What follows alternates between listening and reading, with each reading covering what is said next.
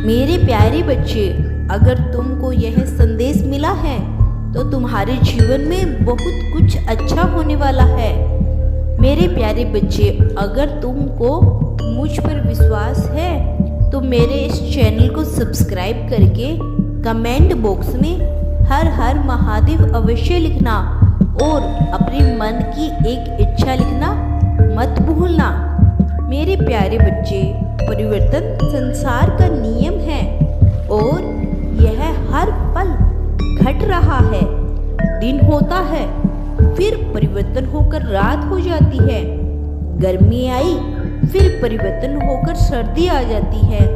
बच्चा जन्मा, फिर परिवर्तन होकर बुजुर्ग हो जाता है।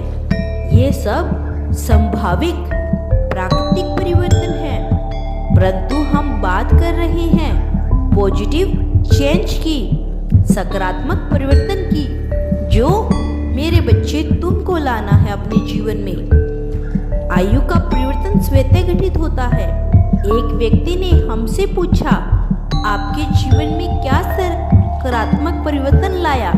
वह कहता है, पिछले साल मैं 50 का था, अब 51 साल का हो गया हूँ। लेकिन वास्तविकता यह है कि यह परिवर्तन उसने नहीं किया, यह तो स्वतः घटित हो गया। हम सोए रहें, कुछ भी ना करें, तब भी आयु परिवर्तन तो हो ही जाएगा। हाँ, यदि हम 51 साल के बजाय 39 साल के होकर दिखाएं तो वह एक चमत्कार परिवर्तन हो सकता है। परंतु मेरे बच्चे, ऐसा तो संभव नहीं है। क्या हम मन पर नियंत्रण रख पाते हैं? तो फिर सकारात्मक परिवर्तन कैसे कहते हैं? इसे समझने के लिए पहले मैं ये जानना होगा कि हम कौन हैं। वास्तव में शरीर को चलाने वाली शरीर से भिन्न एक चेतन आत्मा है। आत्मा को 3 सूक्ष्म शक्तियां हैं, मन, बुद्धि और संस्कार। इन तीनों शक्तियों में वैचारिक, वाचिक और कार्मिक तल पर सकारात्मक परिवर्तन लाना ही पॉजिटिव चेंज है। यह हम सब कर सकते हैं और तुम्हें तो खास कर करना है मेरे बच्चे। तुम में नेगेटिविटी, नकारात्मक बहुत ज़्यादा आ गई है और इसमें सभी का फायदा है। मन क्या है? मन का परिवर्तन कैसे करें? मन विचार शक्ति का नाम है। क्या हमें सकारात्मक सोचते हैं? क्या हम मन में नियंत्रण रख पाते हैं? अगर मन हमारे अनुसार चलता है तो पॉजिटिव चेंज है। हम यदि मन के गुलाम बनते चलते हैं तो यह पॉजिटिव नहीं, नेगेटिव चेंज है। मेरे प्यारे बच्चे, विचार पर्वतों को भी हिला सकता है। कहा जाता है थॉट्स कैन मूव माउंटेन्स, अर्थात विचार पर्वतों को भी हिला सकते हैं। दुनिया में सबसे शक्तिशाली है विचार। किसी ने हवाई जहाज बनाया, किसी ने रेल बनाई, तो पहले मन में विचार ही तो आया है ना। तो हमारे संकल्प में परिवर्तन तब होगा जब हमारा संकल्प उस कल्याणकारी निराकार परमात्मा शिव से संबंधित होगा। फिर हमें विश्व वासना विवेक के पीछे नहीं भागेंगे। परमात्मा बुद्धिमानों की बुद्धि है, उसकी याद में निर्णय ठीक होगा। परमात्मा परम पवित्र है, उसकी याद में हमारा प्रेम पवित्र हो जाएगा। परमात्मा को कल्याणकारी कहा जाता है क्योंकि वह हमारे विचार को बदल देता है। इसी प्रकार हम अपना भी कल्याण करेंगे, दूसरों का भी कल्याण का सहयोग देंगे। सहयोग शब्द से ही बना है। जब तक हमारा योग नहीं होगा, हम सहयोग नहीं दे पाएंगे। आज लोग अपनों को सहयोग तो दे रहे हैं, पर परमात्मा के साथ उनका योग नहीं है। इसीलिए विश्व का कल्याण नहीं हो रहा है। विश्व कल्याण के लिए सच्चा सहयोग वही है जो हमें परम पिता के योग लगाकर योगदान देते हैं। मेरे प्यारे बच्चे, मैं तुम्हें क्या समझाना चाहती हूँ, मेरे हिसाब से तुम बहुत अच्छे से समझ चुकी हो। बुद्धि का सकारात्मक परिवर्तन कैसे किया जाता है।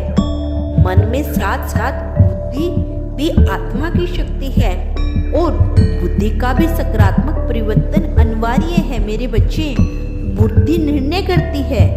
कई बार हमें ठीक निर्णय न कर पाने के कारण पुरानी मान्यताओं की आड़ में गलतियों को ढोते रहते हैं, पर नहीं, समय के अनुसार हमें बदलना चाहिए।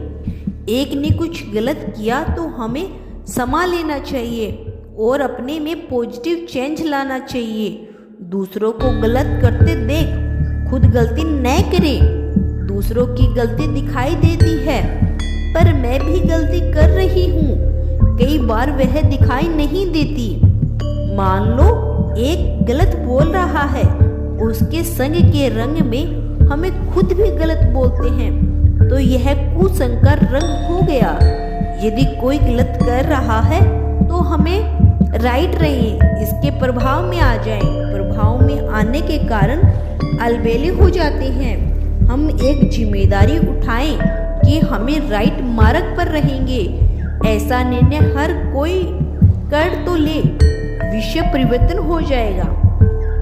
हमें कोई कार्य करके दिखाएं।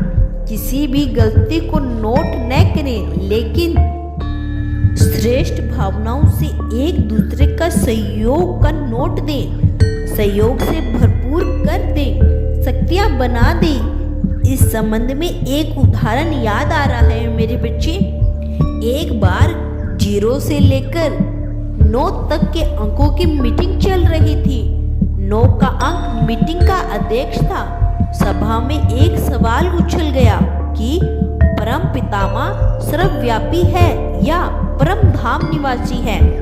इसके उत्तर में मीटिंग के सदस्यों में आपस में बहस होने लगी, क्योंकि सबके उत्तर भिन्न भिन्न थे। इसी बहस के कारण तनाव में आकर 9 के अंक ने 8 को एक थप्पड़ लगा दिया। 8 का अंक चुप रहा, लेकिन वह भी तो अपना क्रोध किसी पर उतारना चाहता था। उसने 7 के अंक को थप्पड़ लगा दिया और यह सिलसिला चलता रहा।